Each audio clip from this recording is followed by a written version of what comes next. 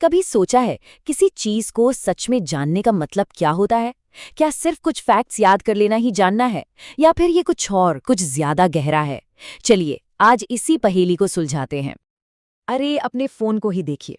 हर second कोई नई खबर, नया अपडेट, नई जानकारी। हम सब सचमुच एक इंफॉर्मेशन के समंदर में तैर रहे हैं। पर सवाल ये है कि क्या इस डेटा के महासागर में गोते लगाना हमें सच में समझदार बना रहा है? चलिए इसी की तह तक चलते हैं। तो आज का सफर कैसा रहेगा? हम शुरू करेंगे एकदम बेसिक डेटा से और पहुंचेंगे ज्ञान तक। फिर देखेंगे किताबी ज्ञान और असल जिंदगी के ज्ञान में क्या फर्क है। ये भी समझेंगे कि कभी-कभी सिर्फ जानना ही क्यों काफी नहीं होता। और हाँ, उस मशहूर नोइंग डूइंग गैप की भी बात करेंगे, मतलब जानने और करने के बीच का जो फासला है। फिर देखेंगे कि ज्ञान को असल में काम पर कैसे लगाया जाए, और आखिर में हम बुद्धिमत्ता की खोज पर निकलेंगे। तो चलिए इस सफर शुरू करते हैं। इस चीज को समझने के लिए ना एक बहुत ही आसान सा मॉडल है। इसे कहते हैं नॉलेज पिरामिड या DIKW पिरामिड। ये हमें दिखाता है कि कैसे कुछ बिखरे हुए आंकड़े धीरे धीरे आखिरकार बुद्धिमानी में बदल जाते हैं। इस पिरामिड की नींव यानी सबसे नीचे है डेटा। डेटा क्या है? बस कच्चे बिखरे हुए फैक्ट्स और नंबर। कोई मतलब नहीं, कोई कॉन्टेक्स्ट नहीं। सोचिए, मैं कहूँ 75। अब ये 75 क्या है? किसी की उम्र, बस का नंबर। बिना कॉन्टेक्स्ट के ये नंबर एकदम बेकार है ना? लेकिन जैसे ही हम उस 75 में थोड़ा कॉन्टेक्स्ट जोड़ते हैं, मान लीजिए आज का तापमान 75 डिग्री फ़ारेनहाइट है। बूम! अब ये सिर्फ एक नंबर नहीं रहा, ये बन गई इन्फॉर्मेशन, सूचना। अब इसका कोई मतलब है। अब हम इससे कुछ कर सकते हैं। और जब हम इस इन्फॉर्मेशन का इस्तेमाल करते हैं, मतलब अरे 75 डिग्री है, मौसम अच्छा है, मुझे शॉर्ट्स पहनकर निकलना चाहिए, तो बस यही है ज्ञान। जब हम जानकारी को लेकर उसे किसी फैसले के लिए इस्तेमाल करते हैं, उसे लागू करते हैं, ये है वो समझ जिससे एक्शन लिया जा सके। तो डेटा, फिर इन्फॉर्मेशन और फिर ज्ञान। सुनने में तो बड़ा सीधा साधा लगता है ना? पर एक मिनट रुकिए।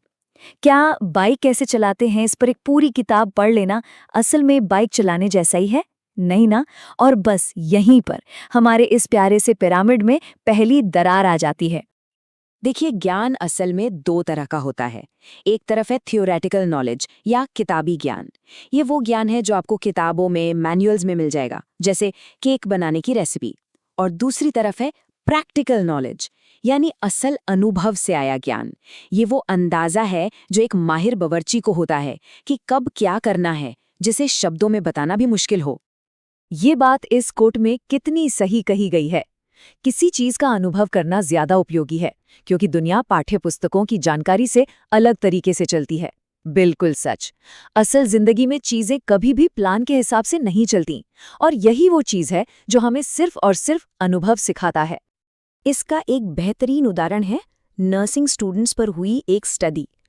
उन्होंने अपनी किताबें तो रट ली थी, लेकिन जब वो एक असली भाग-दौड़ वाले तनाव भरे हॉस्पिटल में पहुंचे, तो उस किताबी ज्ञान को लागू करना एक बिल्कुल ही अलग खेल था। और ये सिर्फ नर्सिंग में नहीं, हर हाई प्रेशर जॉब में सच है। थ्योरी और प्रैक्टिस के बीच हमेशा एक फासला होता ही है। लेकिन मुश्किलें सिर्फ बाहरी दुनिया में ही नहीं है। कभी-कभी सबसे बड़ा दुश्मन तो हमारे अपने दिमाग के अंदर ही बैठा होता है। जी हाँ, हमारा मन हमें ऐसे ऐसे धोखे दे सकता है जिसका हम अंदाजा भी नहीं लगा सकते। एक चीज है जिसे कहते हैं कन्फर्मेशन बायस। इसका मतलब ये है कि हम उन बातों पर ज्यादा ध्यान देते हैं जो हमारी सोच से मेल खाती हैं। मान लीजिए, अगर किसी को लगता है कि कोई खास राजनीतिक पार्टी खराब है, तो वो सिर्फ वही खबरें पढ़ेगा या देखेगा जो इस बात को सही साबित करें। बाकी सब कुछ इग्नोर। क्योंकि हमारा दिमाग ना आराम चाहता है, चुनौती नहीं। सदियों से दार्शनिकों के पास ज्ञान की एक बड़ी साफ सुथरी परिभाषा थी। वो कहते थे कि ज्ञान है जस्टिफाइड ट्रू बिलीफ। मतलब किसी चीज को जानने के लिए 3 शर्तें हैं। पहला, आपको उस पर विश्वास हो।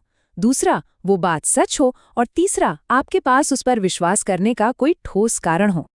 सुनने में तो ये बिल्कुल लॉजिकल लगता है। विश्वास, सच्चाई और कारण, सब कुछ तो है इसमें। लेकिन क्या ये वाकई इतना आसान है? क्या ये परिभाषा हमेशा काम करती है? चलिए एक मजेदार सिचुएशन की कल्पना करते हैं। सोचिए आप एक गांव की सड़क से गुजर रहे हैं जहां पर आपको पता नहीं है कि बहुत सारे नकली खलिहान बने हुए हैं। मतलब सिर्फ सामने की दीवार है, पीछे कुछ नहीं। अब किस्मत से आपकी गाड़ी ठीक उसी एक असली खलिहान के सामने रुकती है। आप उसे देखकर सोचते हैं, वाह, ये एक खलिहान है। अच्छा, आपकी ये बात सच है, आपका विश्वास भी है और आपके पास कारण भी है, क्योंकि वो खलिहान जैसा दिख रहा है। पर सवाल ये है, क्या आप सच में जानते हैं कि वो एक खलिहान है या बस आपकी किस्मत अच्छी थी? यही है गेट योर प्रॉब्लम, और ये ज्ञान की हमारी साफ सुथरी परिभाषा की धज्जियां उड़ा देती है। ठीक है, चलिए इन दार्शनिक पहेलियों से बाहर निकलकर एक ऐसी चीज के बारे में बात करते हैं जिससे हम सब, और मैं गारंटी देता हूं हम सब, जूझते हैं। ये है जानने और करने के बीच का वो परेशान करने वाला फासला। एक सवाल है, जरा ईमानदारी से सोचिएगा। ऐसी कौन सी चीज है जो हम जानते तो हैं कि करनी चाहिए पर करते नहीं हैं? सबके मन में कुछ ना कुछ आया होगा, है ना? ज्यादा हरी सब्जियां खानी चाहिए, फोन पर कम वक्त बिताना चाहिए। जानना तो बहुत आसान है, करना ही तो मुश्किल है। तो फिर इस फासले को भरा कैसे जाए? यहाँ 4 तरीके हैं। पहला, अपने ऑटो पायलट मोड को पहचानिए, उन आदतों को पकड़िए जो हमें पीछे धकेल रही हैं। दूसरा, मदद लेने में संकोच न करें, कोई दोस्त या परिवार का सदस्य हमें याद दिला सकता है। तीसरा, खुद से किए गए वादों को भी उतनी ही इज्जत दें जितनी दूसरों से किए वादों को देते हैं। और चौथा, जो चीजें ध्यान भटकाती हैं उन्हें मुश्किल बना दें, जैसे फोन को दूसरे कमरे में रख देना। तो अब तक हमने इतनी बातें समझी। अब सवाल ये है कि इस ज्ञान को सिर्फ दिमाग में रखने की बजाय एक ताकतवर औजार कैसे बनाया जाए, इसे अपनी जिंदगी में, अपने काम में असल में लागू कैसे किया जाए। यहाँ एक बहुत जबरदस्त आंकड़ा है। एक इंटर्नशिप करने से नौकरी के लिए इंटरव्यू कॉल आने की संभावना 14% तक बढ़ जाती है। ये सीधा सीधा सबूत है कि किताबी ज्ञान के मुकाबले असल दुनिया का अनुभव कितना मायने रखता है।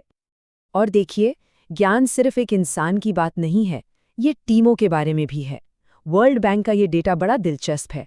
ये दिखाता है कि उनकी टीमें बहुत विविध हैं, मतलब अलग अलग तरह के लोग हैं, जो कि बहुत अच्छी बात है। लेकिन जब इनाम देने की बारी आती है तो वो अक्सर पूरी टीम को नहीं बल्कि सिर्फ टीम लीडर को मिलता है। और जब क्रेडिट सिर्फ एक इंसान को मिलता है तो टीम वर्क की भावना खत्म हो जाती है। तो फिर एक स्मार्ट टीम बनती कैसे है? ये किसी एक जीनियस से नहीं बनती, ये बनती है सहयोग से, जहां हर सदस्य की बात सुनी जाती है। ये बनती है सहानुभूति से, जहां लोग एक दूसरे की भावनाओं को समझते हैं। और हाँ, रिसर्च ये भी बताती है कि डाइवर्सिटी यानी विविधता बहुत ज़रूरी है, और ख़ास तौर पर जिन टीमों में महिलाएं ज़्यादा होती हैं वे अक्सर बेहतर प्रदर्शन करती हैं। तो हम डेटा से चलें, सूचना तक पहुंचे और ज्ञान की मंजिल भी पार कर ली। लेकिन हमारे इस पिरामिड की चोटी पर क्या है? आखिरी मंजिल क्या है?